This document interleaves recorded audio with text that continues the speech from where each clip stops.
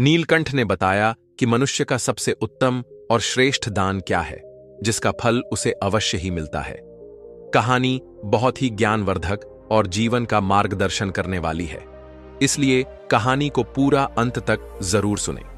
नमस्कार प्यारे साथियों, स्टोरियन सफर यूट्यूब चैनल में आपका दिल से स्वागत है। दोस्तों, प्राचीन समय की बात है। धर्मपुर नामक एक सुंदर नगर था, जो एक नदी के किनारे बसा हुआ था। उसी नदी के पास एक वटवृक्ष पर एक नीलकंठ अपनी पत्नी के साथ रहता था। एक दिन की बात है, नीलकंठ और उसकी पत्नी भोजन कर रहे थे। तभी नीलकंठ की पत्नी की नजर एक बुजुर्ग किसान पर पड़ती है, जो एक पेड़ के नीचे बैठकर भोजन करने जा रहा था। तभी वहां एक भूखा भिखारी आता है और उस बूढ़े किसान से भीख मांगने लगता है।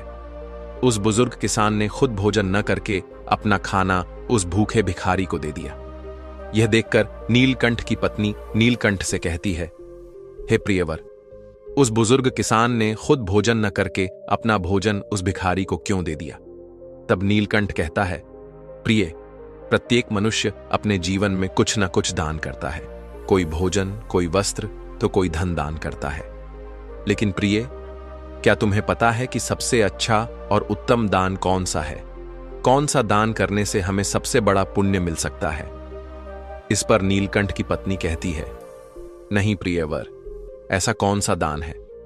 तब नीलकंठ कहता है, प्रिय, यह बात मैं तुम्हें एक कहानी के माध्यम से बताता हूं, जो न केवल प्रेरणादायक है, बल्कि जो भी कहानी को ध्यानपूर्वक अंत तक सुनता है, उसे इस कहानी से यह भी पता चलेगा कि सच्चा और अच्छा दान क्या होता है और इसका महत्व कितना बड़ा है।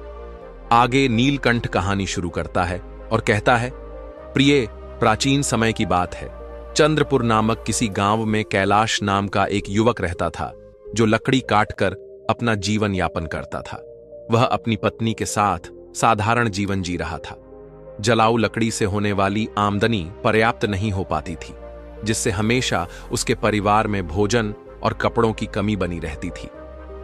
एक दिन परेशान होकर गुस्से में कैलाश की पत्नी उससे कहती है, कितने दिनों तक यह सिलसिला चलता रहेगा? ना कोई त्योहार होता है, ना कोई खुशी। क्यों ना इस लकड़ी काटने के काम को छोड़कर तुम नगर जाकर कोई और काम ढूंढ लो। कब तक हम यूं ही कठिनाइयों और गरीबी में जीवन बिताएंगे? कैलाश ने बड़े प्यार से उत्तर दिया, भाग्यवान, मैं हमेशा तुम्हारी बात मानता हूं, लेकिन मैंने पहले भी कहा है कि मैं यह गांव नहीं छोड़ सकता। शहर में यहां के जैसी शांति नहीं मिलेगी, और हां, मैं नहीं चाहता कि यह विषय हमारे बीच दोबारा आए। उसकी पत्नी ने कहा, ठीक है, जैसा तुम्हें सही लगे। खाना तैयार है, खाकर लकड़ी काटने चले जाओ। दोस्तों, भोजन करने के बाद कैलाश लकड़ी काटने के लिए जंगल की ओर निकल पड़ा। चलते चलते वह काफी दूर पहुंच गया। वह सोचने लगा, आज तो बहुत दूर आ गया हूं। मुझे एक बड़ा पेड़ चाहिए, जिससे आज अच्छी आमदनी हो जाए। लेकिन ऐसा कोई बड़ा वृक्ष नजर नहीं आ रहा। वहां एक पेड़ है, पर छोटा है। चलो आज के लिए इसी से काम चला लेता हूं। कैलाश ने वह पेड़ काटा और सिर पर जलाऊ लकड़ी का गट्ठर रखकर नगर की ओर बेचने के लिए निकल पड़ा। लेकिन नगर पहुंचने पर उसने देखा कि लकड़ी खरीदने वाला कोई नहीं था। वह सोचने लगा, क्या मुझे यह सारी लकड़ियां वापस घर ले जानी पड़ेंगी? तभी रास्ते में एक पंडित ने उसे आवाज लगाई, सुनो लकड़ी बेचने वाले, इधर आओ, ये लकड़ियां कितने की हैं? कैलाश ने कहा, पंडित जी, आपको सारी लकड़ियां चाहिए या आधी? अगर सारी चाहिए तो कम दाम में दे दूंगा। पंडित ने कहा, मुझे सारी लकड़ियां चाहिए, लेकिन तुम्हारे बताए गए दाम पर नहीं, मैं सिर्फ अपने दाम पर ले सकता हूं। कैलाश ने थकान भरे स्वर में कहा, अरे, तो फिर यह लकड़ियां बहुत सस्ती हो जाएंगी, लेकिन चलिए दे दीजिए, वैसे भी मैं थक चुका हूं। पंडित ने 60 रुपए देते हुए कहा, यह लो, और लकड़ियां यहां रख दो। वैसे तुम भूखे लग रहे हो, क्या कुछ खाना खाओगे? सब तैयार है, खाना खाकर ही जाना। कैलाश ने कहा, मुझे भूख तो बहुत लगी है, लेकिन अगर मैं खाऊंगा तो आपके लिए खाना नहीं बचेगा। रहने दीजिए, मैं घर जाकर खा लूंगा। पंडित मुस्कुराते हुए बोले, चिंता मत करो, यहां इतना खाना है कि 20 लोग और खा सकते हैं। जब भी भूख लगे यहां आया करो। कैलाश ने पूछा, क्या आप हमेशा ही सबको ऐसे खाना खिलाते हैं? पंडित ने उत्तर दिया, जब तक परमात्मा ने मुझ पर कृपा बना रखी है, मैं यह करता रहूंगा, यह सब उनकी मर्जी है। कैलाश ने कहा, ठीक है, तो मैं आज खाना यहीं पर खाऊंगा। उस दिन कैलाश ने उस पंडित के घर भर पेट भोजन किया और धन्यवाद देते हुए बोला, पंडित जी, आप बहुत ही दयालु और नेक दिल इंसान हैं। ऐसा अच्छा काम करने में मैं आपकी मदद करना चाहता हूं। अब से मैं लकड़ियां 60 रुपए में ही दिया करूंगा। पंडित ने कहा, बेटा, सकुशल घर जाना। कैलाश ने काटी हुई सारी लकड़ियां पंडित को 60 रुपए में दे दी और घर की ओर निकल गया। घर पहुंचते ही उसकी पत्नी ने पूछा, इतनी देर क्यों हो गई? क्या आज लकड़ियों का अच्छा सौदा मिल गया? लाओ पैसे। कैलाश ने उत्तर दिया, देखो, सौदा अच्छा तो नहीं था, आज केवल 60 रुपए ही मिले हैं, ये लो। उसकी पत्नी ने आश्चर्य से पूछा, क्या सच में तुम मुझे केवल 60 रुपए दे रहे हो? मैंने सोचा था कि आज शायद 2 गुना कमा कर लाओगे, लेकिन तुमने तो आधे ही दिए हैं। इतनी देर तक तुम कहां थे, क्या कर रहे थे? तब कैलाश ने कहा, मैं लकड़ियां बेचने गया था, लेकिन खरीदने वाला कोई नहीं मिला। फिर पास के नगर में धर्मपाल पंडित नामक एक विद्वान के घर चला गया। उनके यहां जो भी जाता है वे उसे प्यार से भोजन कराते हैं। ऐसे लोगों के लिए हमें कुछ करना चाहिए। उसकी पत्नी ने पूछा, हमेशा खाना खिलाते हैं?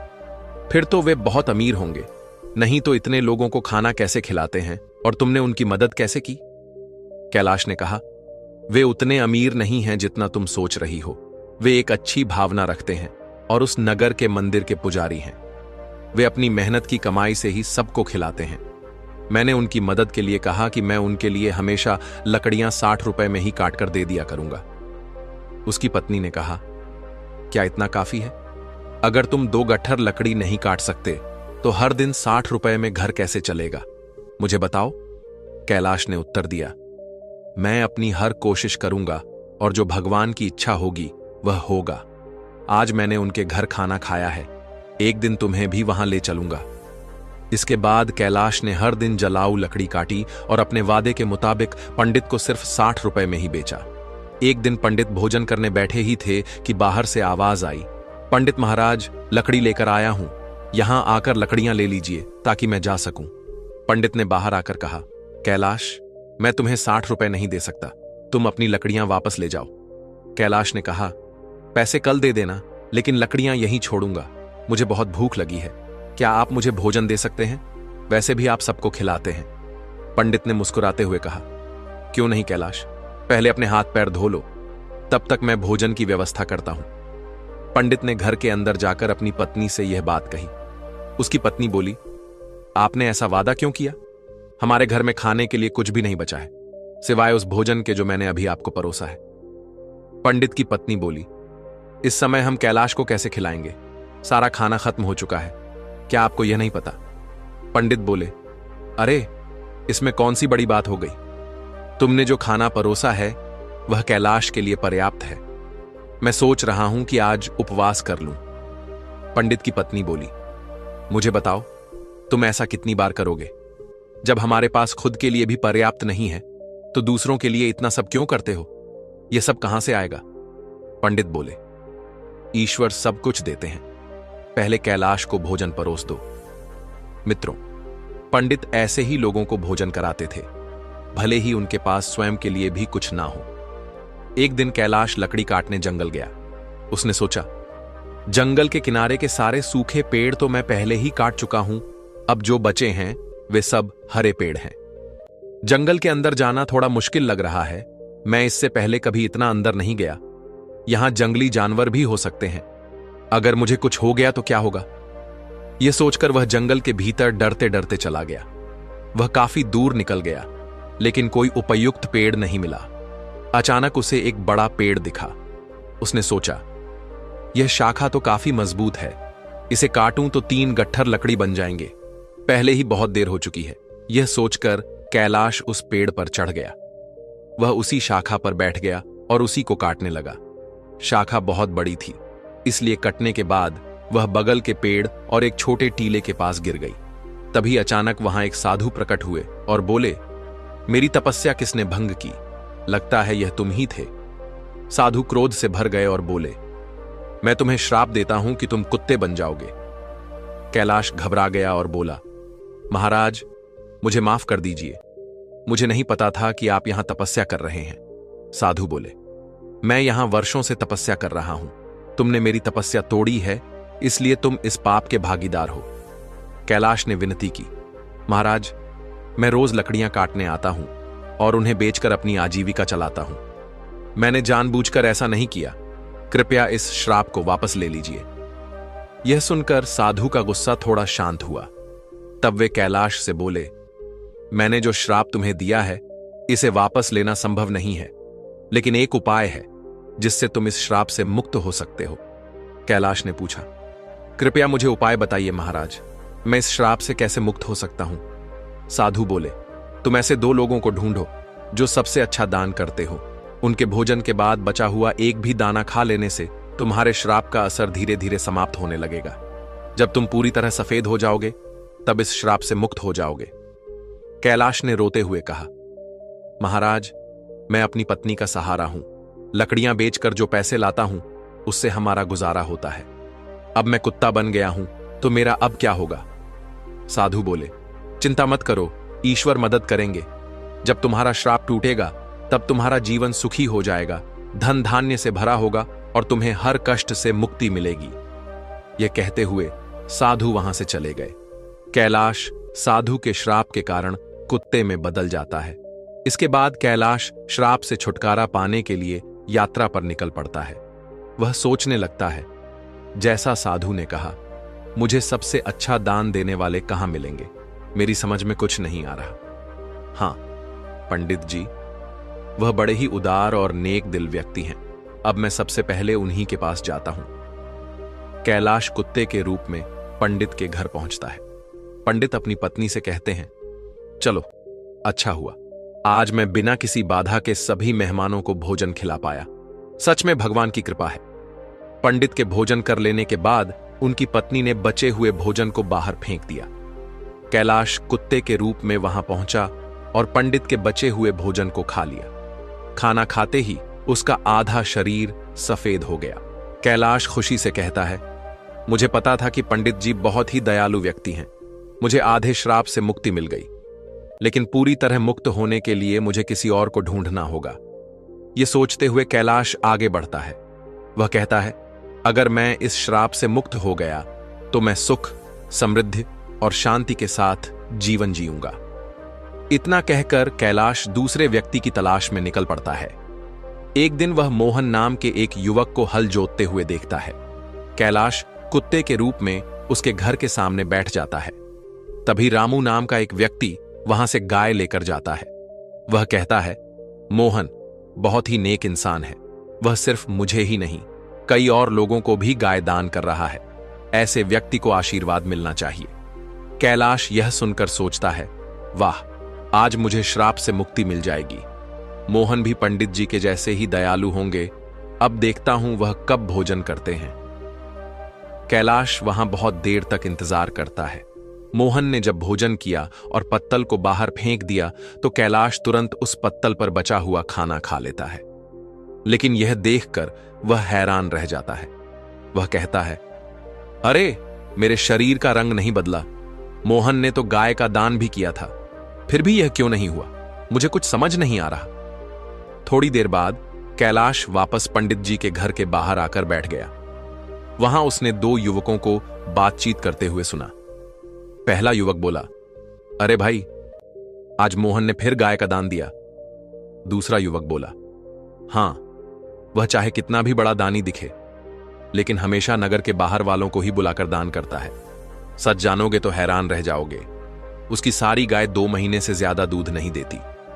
पहला युवक चौंक कर बोला, क्या? अगर वह ऐसा करता है तो उसे अवश्य ही पाप लगेगा। हमारे राजा की तरह कोई और नहीं कर सकता। वह एक महान दानी है। 1 हफ्ते से खाना बांट रहे हैं और कल आखिरी दिन अन्य दान के साथ वस्त्र दान भी करेंगे। राजा खुद वहां सबके साथ 1 हफ्ते से खाना खा रहे हैं।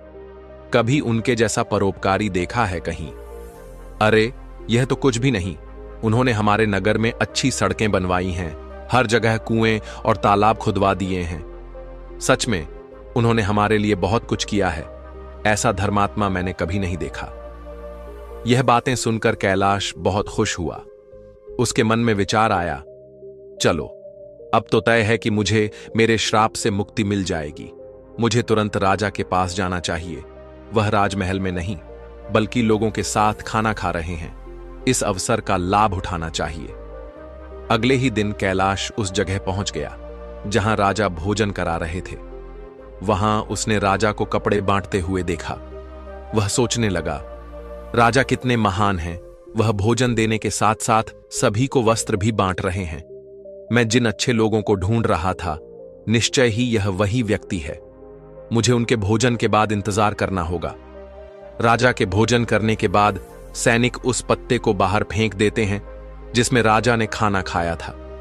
यह देखकर कैलाश वहां गया और उस पत्ते में से बचा हुआ खाना खा लिया। लेकिन यह देखकर वह चौंक गया। उसने कहा, अरे यह क्या? इतने महान दानी राजा का भोजन करने के बाद भी मेरा रंग नहीं बदला।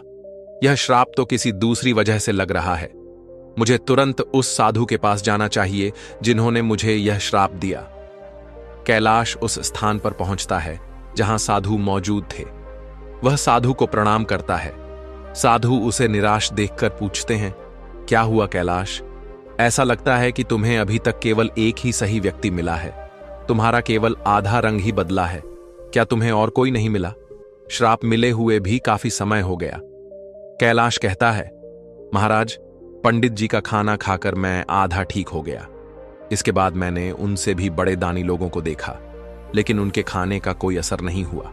साधु थोड़ी देर रुककर बोलते हैं, इसमें आश्चर्य की बात नहीं है। उनके कर्मों का वास्तविक स्वरूप जानना जरूरी है।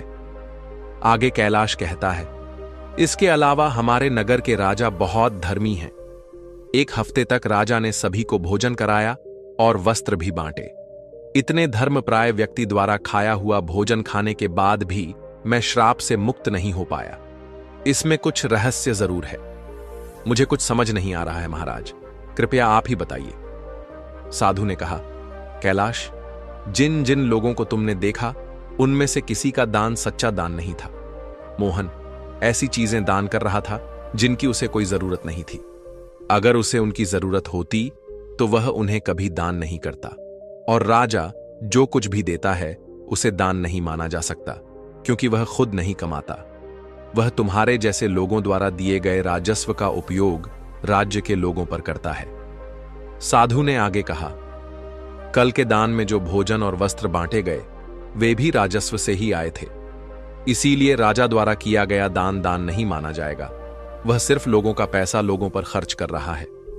ऐसे में राजा के भोजन का तुम्हारे श्राप पर कोई असर नहीं हो सकता। समझ लो, सही दान वही था जो पंडित ने भूखे को भोजन देकर किया। भले ही उन्होंने खुद नहीं खाया, लेकिन उनका दान सबसे श्रेष्ठ था। इसीलिए तुम्हें और प्रयास करना होगा। तुम श्राप से मुक्ति के करीब हो। कैलाश ने कहा, समझ गया महाराज, धन्यवाद। उदास मन से कैलाश वहां से चल पड़ा। उसने सोचा, बाप रे, कितनी दूर आ गया हूं। बहुत भूख लगी है। अच्छा होगा कि पास में कुछ खाने को मिल जाए। तभी उसने देखा एक किसान घड़े में पानी लेकर जा रहा था। पास में खड़े दो युवक आपस में बातें कर रहे थे। उस किसान को देख रहे हो, वह रोज इस धूप में इस पानी से भरे मटके से यहां से गुजरने वालों को पानी पिलाता है। वह बूढ़ा आदमी 80 साल से अधिक का लगता है, पर फिर भी उसका काम काबिले तारीफ है। थोड़ी देर में किसान ने खाना निकाला और खाने लगा। कुत्ते के रूप में भूखे कैलाश को देखकर किसान ने अपने भोजन में से कुछ लिया और उसे दे दिया। जैसे ही कैलाश ने वह भोजन खाया, उसका श्राप समाप्त हो गया और वह वापस इंसान बन गया। उसने किसान को धन्यवाद दिया और खुशी खुशी वापस लौट आया। उसने सोचा, सचमुच दान कभी छोटा या बड़ा नहीं होता। भूख मिटाने वाले पंडित और प्यास बुझाने वाले इस किसान जैसा होना ही सच्चा दान है। सबसे अच्छा दान वही है जो निस्वार्थ भाव से दूसरों की मदद के लिए किया जाए। चलते चलते कैलाश अपनी पत्नी के पास अपने घर पहुंच गया और खुशी से रहने लगा। उधर पंडित ने इतना दान कर दिया था कि उसकी आर्थिक स्थिति खराब हो चुकी थी। जब उसकी पत्नी ने उससे कहा, पास के नगर में एक राजा रहते हैं जो पुण्य को खरीद लेते हैं। आप उनके पास जाकर अपना कुछ पुण्य बेचकर पैसे ले आइए ताकि हमारा काम चल सके। पंडित ने पहले तो मना कर दिया, लेकिन पत्नी के बार बार कहने पर वह जाने को तैयार हो गया। उसकी पत्नी ने उसके खाने के लिए 4 रोटियां बनाकर दी। पंडित अपने घर से चल पड़ा। जब वह नगर के समीप पहुंचा तो उसने एक तालाब देखा। वहां स्नान आदि कर्मों से निवृत्त होकर वह रोटियां खाने के लिए बैठा ही था कि एक कुतिया उसके सामने आ गई। कुतिया ने जंगल में बच्चों को जन्म दिया था। 3 दिन से कुतिया और उसके बच्चे भूखे थे। भारी बारिश के कारण वह बच्चों को छोड़कर कहीं जा भी नहीं सकती थी। पंडित ने कुतिया को भूखा देखा तो अपने भोजन में से एक रोटी उसे दे दी। कुतिया ने रोटी खा ली, फिर उसने दूसरी रोटी दी, जिसे कुतिया ने खा लिया। इस तरह पंडित ने एक एक करके अपनी 4 रोटियां कुतिया को खिला दी। कुतिया तृप्त हो गई, लेकिन पंडित खुद भूखा रह गया और वहां से राजा के महल को चल पड़ा। पंडित राजा के पास पहुंचा और कहा, मैं अपना पुण्य बेचना चाहता हूं। राजा ने कहा, आप दोपहर के बाद आइए। राजा ने अपनी पत्नी से पूछा, एक पंडित विद्वान यहां आया है जो अपना पुण्य बेचना चाहता है। तुम्हारे अनुसार उसके पुण्य में से कौन सा पुण्य सबसे बड़ा है जिसे मैं खरीदूं? पत्नी ने कहा, जो आज उसने जंगल में 3 बच्चों वाली कुतिया को रोटी खिलाकर कमाया है, वही पुण्य अच्छा है। पत्नी की यह बात सुनकर राजा पंडित के पास गया और बोला, आप कौन सा पुण्य मुझे देंगे? पंडित बोला, आप कौन सा पुण्य लेना चाहते हैं? राजा ने कहा, आज आपने जो यज्ञ किया है, हम उसी का पुण्य लेना चाहेंगे। पंडित ने कहा, मैंने आज कोई यज्ञ नहीं किया। मेरे पास इतना धन ही नहीं है कि यज्ञ कर सकूं। राजा ने उत्तर दिया, आपने आज तालाब किनारे एक भूखी कुतिया को 4 रोटियां खिलाई हैं। हम वही पुण्य खरीदना चाहते हैं। पंडित ने पूछा, उस समय तो वहां कोई नहीं था, आपको कैसे पता चला? राजा ने कहा, मेरी पत्नी पतिव्रता है, उसी ने मुझे यह सब बातें बताई हैं। पंडित ने कहा, बहुत अच्छा, ले लीजिए, लेकिन इसका मूल्य क्या देंगे? राजा ने कहा, आपकी रोटियों जितने वजन की थीं, मैं उतने ही वजन के हीरे मोती तौल कर दूंगा। पंडित ने सहमति दे दी। राजा ने अंदाज से उतने ही वजन की 4 रोटियां बनवाई। राजा ने रोटियों के वजन की बराबरी के लिए तराजू में हीरे और मोती रखवा दिए, लेकिन जितने भी रत्न रखे गए, रोटी वाला पलड़ा ऊपर नहीं उठा। राजा ने कहा, और रत्न लेकर आओ। जब पंडित ने अपने पुण्य का ऐसा प्रभाव देखा तो उसकी आंखें खुल गईं। उसने कहा, राजा जी, मैं अभी यह पुण्य नहीं बेचूंगा। राजा बोला, जैसी आपकी इच्छा। पंडित वहां से चला गया और अपने घर की ओर लौटने लगा। लौटते समय वह उसी तालाब के पास पहुंचा जहां उसने कुतिया को रोटियां खिलाई थी। वहां पहुंचकर वह एक पेड़ के नीचे बैठ गया और कुछ सोचने लगा। तभी वहां एक संत आए। जब उन्होंने पंडित को चिंतित देखा तो कहने लगे, क्या बात है पुत्र, बहुत चिंतित लग रहे हो। पंडित ने महात्मा को प्रणाम किया और सारी बात बताई। इस पर महात्मा बोले, पुत्र, तुमने उचित किया। पुण्य का सौदा नहीं किया जाता, वह तो स्वयं फलदायी होता है। जो मनुष्य जैसा कर्म करेगा, समय आने पर उसका वैसा ही फल उसे मिलेगा। महात्मा की बात सुनकर पंडित को शांति मिली और वह महात्मा से विदा लेकर अपने घर को जाने लगा। तब महात्मा ने पंडित को एक पोटली देते हुए कहा, पुत्र, इसे लेते जाओ, इसमें कुछ मेवे हैं। रात्रि के भोजन उपरांत इनका सेवन करना, तुम्हारा कल्याण होगा। पंडित ने पोटली ली और महात्मा को धन्यवाद देकर अपने घर लौट आया। घर पहुंचकर पंडित ने भोजन किया और टहलने के लिए घर के बाहर चला गया। जब पंडित की पत्नी की नजर मेज पर रखी पोटली पर पड़ी तो उसके मन में पोटली खोलने की उत्सुकता होने लगी। उसने मेज से पोटली उठाई और उसे खोलकर देखने लगी। जब उसने पोटली खोली तो उसके आश्चर्य का ठिकाना नहीं था। पोटली में हीरे, पन्ने और माणिक चमक रहे थे। वह बेहद प्रसन्न हुई। थोड़ी देर बाद जब पंडित वापस आया तो उसकी पत्नी ने पूछा, इतने सारे हीरे पन्ने कहां से ले आए? पंडित ने कहा, क्यों मजाक कर रही हो? सूखे मेवे तुम्हें हीरे मोती लग रहे हैं। पत्नी बोली, मजाक नहीं कर रही, मैंने खुद पोटली खोलकर देखी है, उसमें तो ढेर के ढेर बेशकीमती हीरे पन्ने भरे पड़े हैं। पंडित बोला, मुझे लाकर दिखाओ। पत्नी ने पोटली को उसके सामने रख दिया। पंडित उन्हें देखकर चकित रह गया। वह समझ गया कि यह सब उसी पुण्य का प्रभाव है जो उसने कुतिया को रोटियां खिलाने से प्राप्त किया था, और वह महात्मा कोई और नहीं, साक्षात परमात्मा थे। फिर उसने अपनी यात्रा का सारा वृतांत अपनी पत्नी को सुनाया।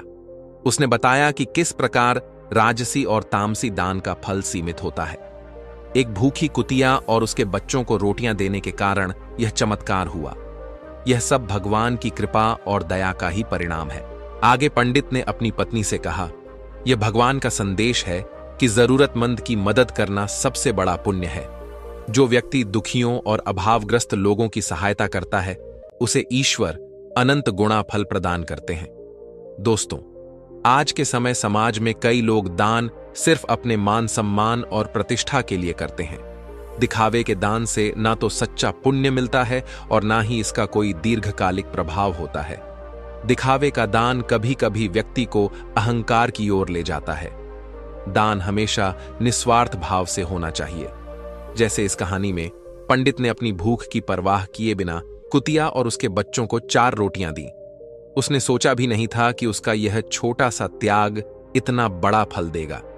मित्रों, इसी तरह यह कथा हमें यह भी बताती है कि जरूरतमंद की सहायता करने का असली अवसर वही होता है जब वह वास्तव में संकट में हो।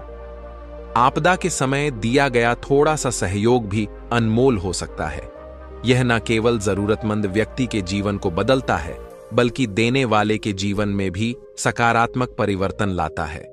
जब कोई व्यक्ति त्याग की भावना से प्रेरित होकर दान करता है, तो उसके अंदर से माया के मोह का अंत हो जाता है। यह त्याग मनुष्य को अहंकार से मुक्त करता है और उसे ईश्वर के समीप ले जाता है। साथियों, इस कहानी का यही संदेश है कि सच्चा पुण्य त्याग और निस्वार्थ सेवा में है। निस्वार्थ भाव से किया गया दान ही सच्चा और उत्तम दान है। हर मनुष्य को यह प्रयास करना चाहिए कि वह अपनी क्षमता के अनुसार दान पुण्य और जरूरतमंदों की मदद करें। जरूरतमंद की सेवा करना ही सच्चा धर्म है। जैसे पंछी के पानी पीने से नदी का पानी कम नहीं होता, ठीक उसी प्रकार सामर्थ्य अनुसार दान करने से धन खत्म नहीं होता। दोस्तों, कहानी